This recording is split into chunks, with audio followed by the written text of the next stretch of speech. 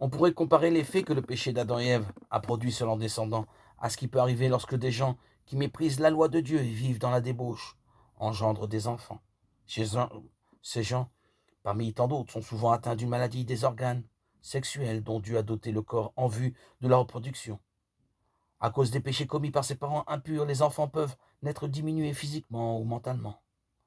Or, nos premiers parents devinrent eux aussi impurs, imparfaits, sujets à la maladie, et ils finirent par mourir. Ils ne pouvaient transmettre à leurs descendants autre chose que ce qu'ils avaient eux-mêmes. L'imperfection, la perspective de tomber malade, de mourir, voilà pourquoi nous vieillissons tous et mourons, et ainsi pourquoi nous faisons si facilement ce qui est mal.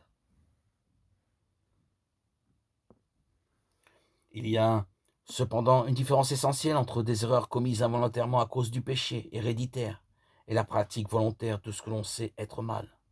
1 Jean 5,16. Si quelqu'un se répand sincèrement des fautes qu'il a commises par suite de sa faiblesse héréditaire, il peut s'attendre à recevoir de Dieu la miséricorde et le pardon. Proverbe 28,13.